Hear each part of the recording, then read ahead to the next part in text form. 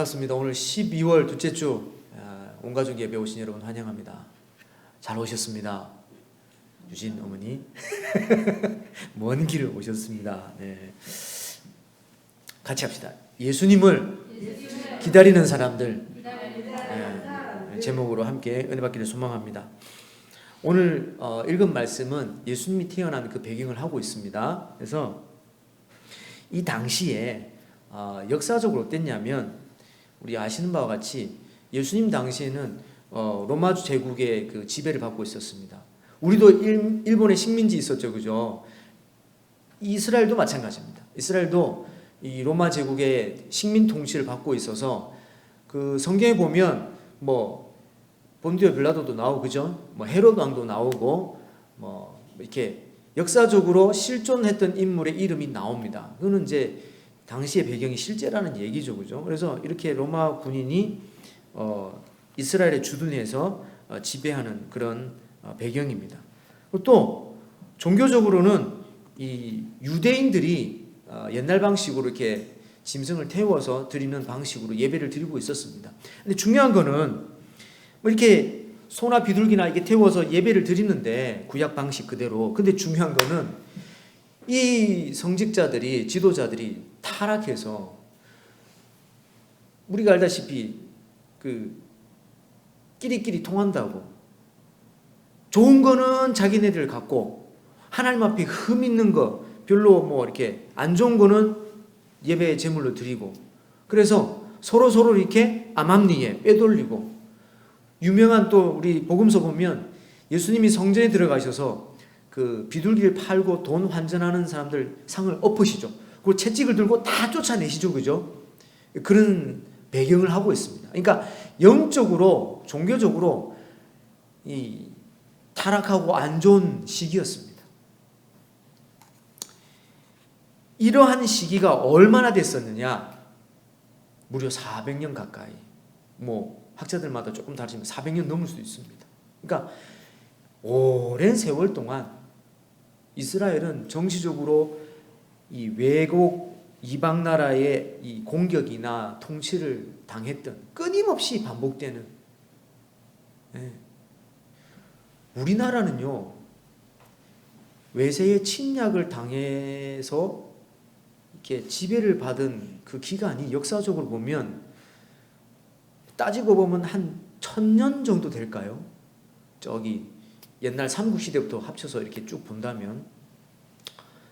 근데 이 이스라엘은요, 진짜 말도 안 되는 수천 년의 시간이 있습니다. 이게 야곱의 후손들부터니까, 야곱의 12아들 맞죠? 그 후손들이 이집트에 가서 불어난 그때부터 노예 생활을 했던 역사가 있으니까. 그러면 지금 이 예수님 태어난 당시까지 하면 와, 엄청난 시간입니다. 그런데 이 민족이 없어지지 않고 지금 이 배경도 영적으로 참 암울한데, 이때에 하나님이 그 약속의 말씀 그대로 예수님을 이 땅에 보내셨단 말이죠. 그리고 이 이스라엘 민족은 없어지지 않았어요. 저는 이게 성경을 묵상할수록 신기합니다. 그래서 오늘 저와 여러분 이 본문을 읽으면서 하나님은 왜 여기다가 이 내용을 기록하게 하셨을까?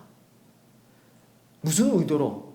또 오늘날 읽는 우리에게 어떤 은혜를 주시기 위해서, 어떤 말씀을 주시기 위해서 이 내용을 기록하셨나? 네. 오늘 나오는 등장인물이 몇 명 되는데, 등장인물도 중요하지만 그 등장인물 뒤에서 일하시는 하나님의 약속의 말씀, 그 말씀이 실현됐다는 데 포인트가 있습니다. 약속의 말씀이 실현됐다는 것에 딱 염두에 두시고 이 본문을 읽으면 정말 은혜가 됩니다. 함께 은혜 받는 시간 되기를 소망합니다. 22절부터 24절 보시면요, 이제 모세의 법대로 아기가 태어났어요. 아기 예수님 태어났어요. 네. 그래서 이제 정결 예식을 하러 예루살렘에 가야 돼요. 8일 만에 할례를 하고요.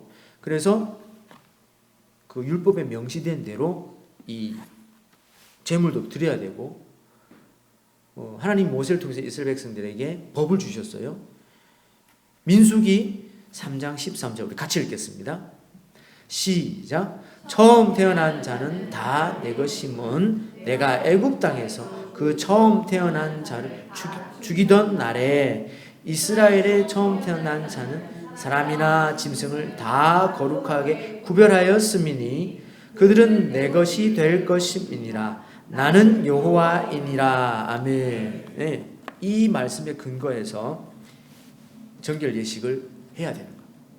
그래서 예루살렘에 갔는데 예루살렘에 갔더니 오늘 본문에 보니까 두 사람을 만났어요. 한 사람은 시므이라고 하고 한 사람은 안나라고 해요.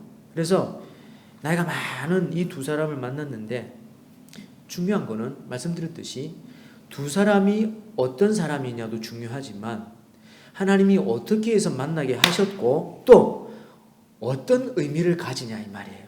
네. 그래서 이 내용이 우리에게는 어떤 의미가 있냐 참 중요합니다.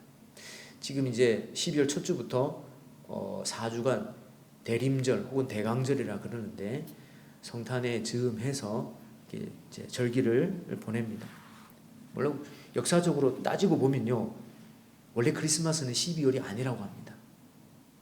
유대 절기로 따지면 크리스마스는 우리로 말하면 태양절, 우리 달력으로 하면 한 3, 4월 정도 된답니다. 어쨌건 그걸 따지는 게 중요한 게 아니고 이 본문의 의미가 더 중요한 거죠. 말씀이 더 중요한 거죠. 살펴보겠습니다. 시몬이 어떤 사람인지 오늘 25절 한번 읽어보시죠. 25절 다 같이 시작. 예루살렘에 시몬이라는 사람이 있으니 이 사람은 의롭고 경건한 이스라엘의 위로를 기다리는 자라. 성령이 그 위에 계시더라. 아멘. 왜? 시몬이 나이가 많은 사람인데 이 사람이 어디 소속이고 누군지는 잘 몰라요. 가족도 모르고. 근데 의롭고 경건하대. 예. 이 시몬은 의롭고 경건한 사람이었어요.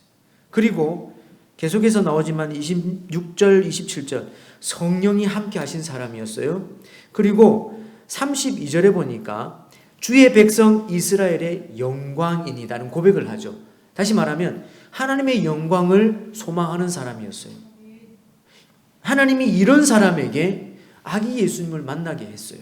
왜 만나게 했냐? 본문에 보니까 26절 보니까 이 시므온은 예수님을 만나기 전에는 안 죽는다라는 그런 감동을 받았어요.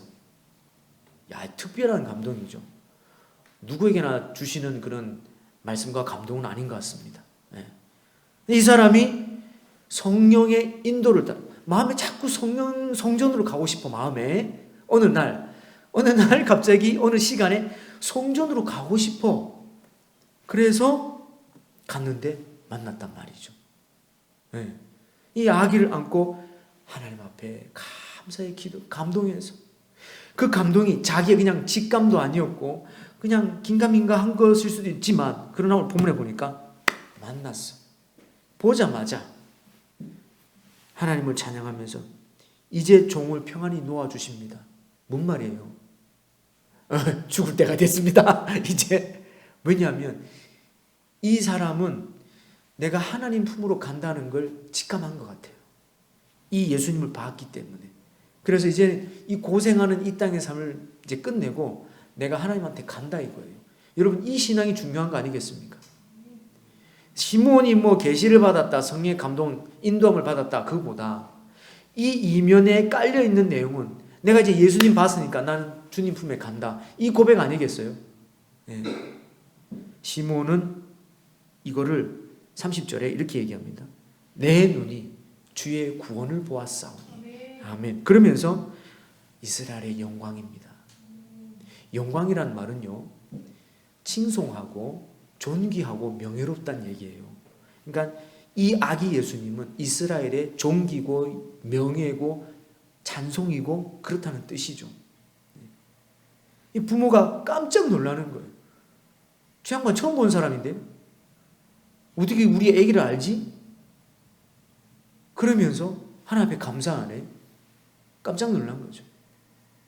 그러면서 어머니 마리아는 계속해서 이 사복음서를 읽어보면 사람들의 어떤 은혜의 표현, 메시지 이런 것들을 계속 담아두고 있어요. 그래서 시몬이 얘기합니다. 예수님이 어떤 사람, 어떤 사명을 감당할 건지 35절 같이 읽으시죠. 35절 시작. 또 칼이 네 마음을 찌르듯 하리. 이는 여러 사람의 마음의 생각 드러내려 함이니라 하더라. 아멘. 누구는 패하고 누구는 흥하게 하고 무슨 말이에요? 누구는 찌르고 찔리고 보니까 사람의 마음의 생각을 드러낸대요. 그 마음이 정말 믿음 있냐 아니냐를 십자가 앞에서 딱 드러내신다. 드러내게 만든다는 거죠.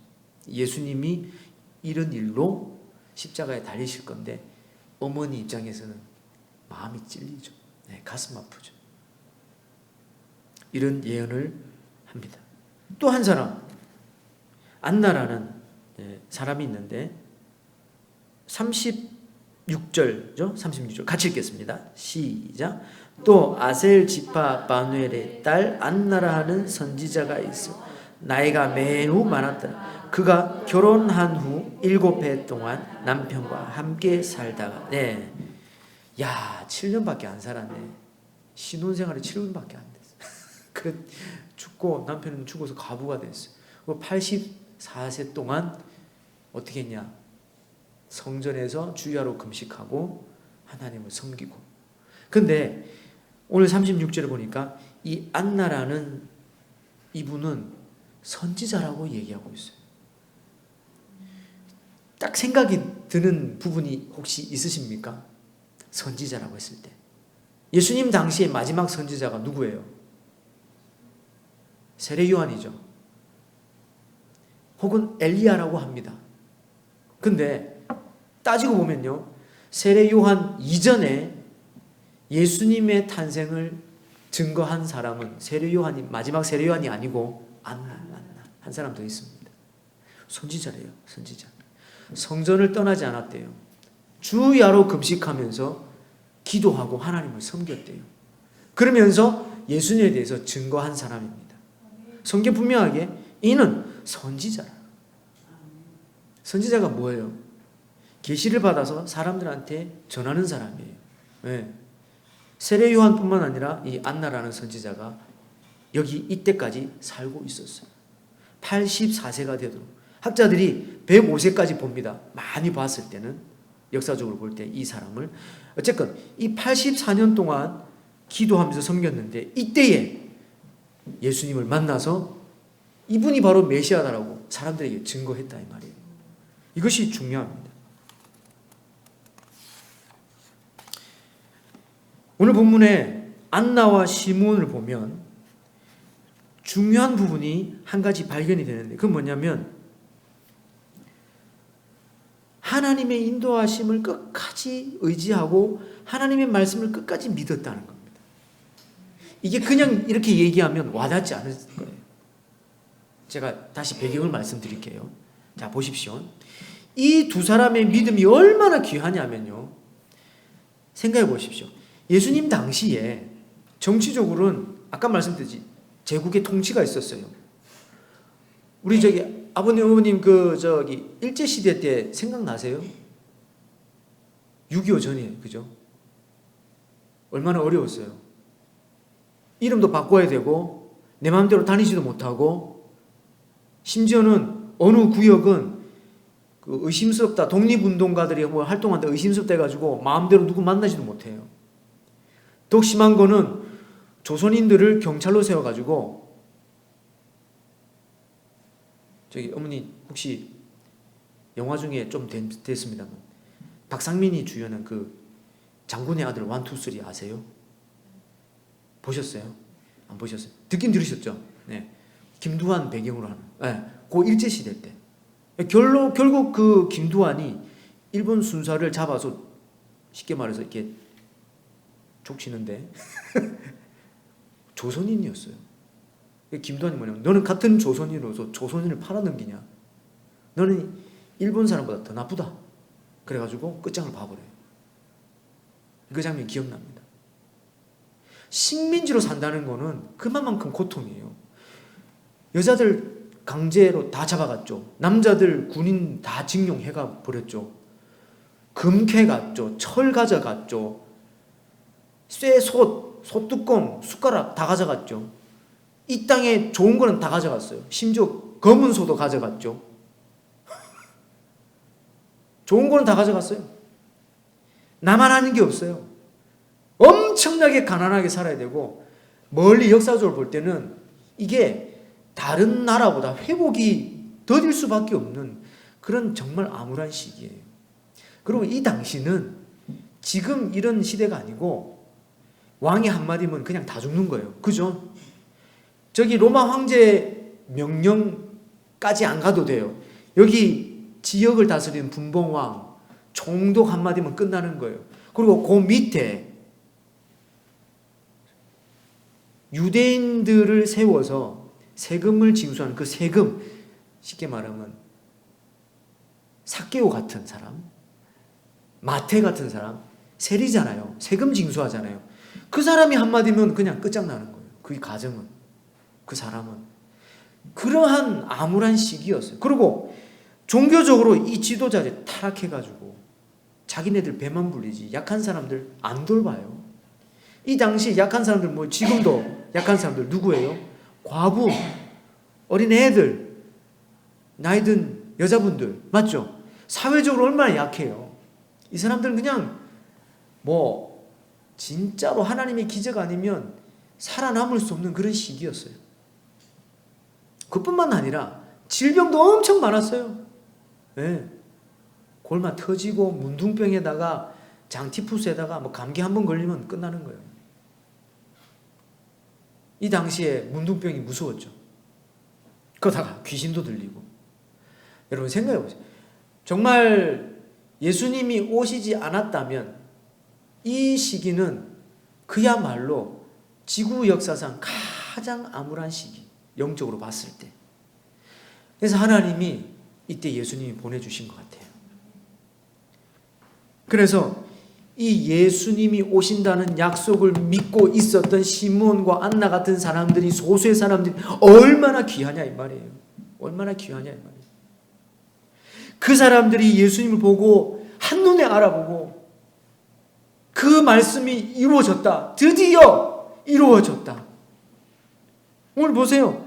시몬이 30절에 내 눈이 주의 구원을 보았나이다. 이스라엘의 위로를 기다리는 사람 시몬과 안나, 드디어 하나님의 약속의 말씀이 이루어졌구나. 우와, 긴가민가 했는데 로마의 신화도 있고 모압 암몬 지역의 우상들도 많고 각종 종교들이 주변에 이렇게 영향을 받고 있는데, 역사적으로 얼마나 종교들이 섞여서 다신교로 이 이스라엘 땅에 얼마나 종교적으로 영적으로 악영향을 미치고 있었겠어요. 얼마나 우상들이 많았겠어요. 이 당시에 로마의 신만 해도 뭐 수두룩합니다.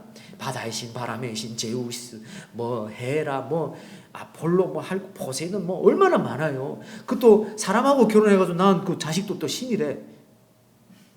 얼마나 많아요. 이거는 짬뽕이에요. 이거는 신들끼리 싸웠다가 전쟁했다가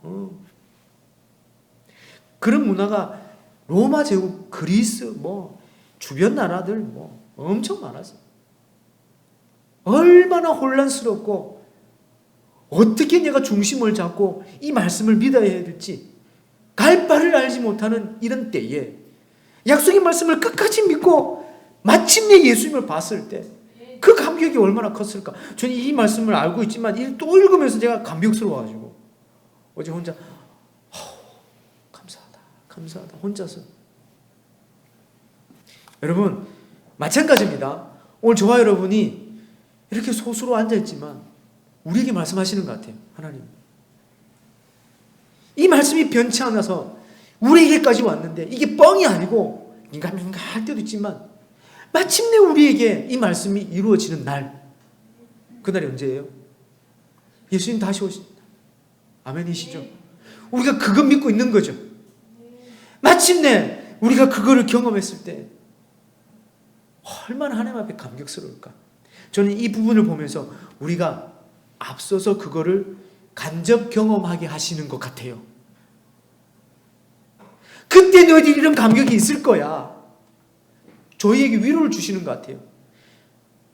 성탄 시즌마다 이 믿음 변치 말라고, 힘을 잃지 말라고, 사람의 많고 적이 중요한 게 아니라 말씀을 끝까지 믿고 있는 그 소수 안에서 버티고 믿고 이 손을 늘어뜨리지 않고 끝까지 하나님을 향한 그 약속의 말씀 붙잡고 있는 사람, 하나님 그 사람에게 위로해 주시고 은혜 주신 줄 믿습니다. 그래서 예수님이 이 땅에 오신 건요, 하나님의 약속의 말씀이 이루어졌다는 걸 선언하는 거예요. 그러니까 저와 여러분에도 우리의 삶 가운데 그렇구나, 하나님이 나를 이렇게 사랑하셔서 이 약속의 말씀을 나에게까지 주셨구나. 이 약속의 말씀이 이루어졌는데 이제는 기다리는 날만 남았구나. 예수님 다시 오셔서 그 남아있는 믿음의 자녀들을 부르실 때에 이런 감격이겠구나. 뭐 이 정도뿐이겠어요? 계시록 보면요, 말도 못하는 그런 내용들이 있잖아요. 모든 우리의 눈물을 씻어주시고 우리의 모든 연약함을 완전하게 새롭게 하시고,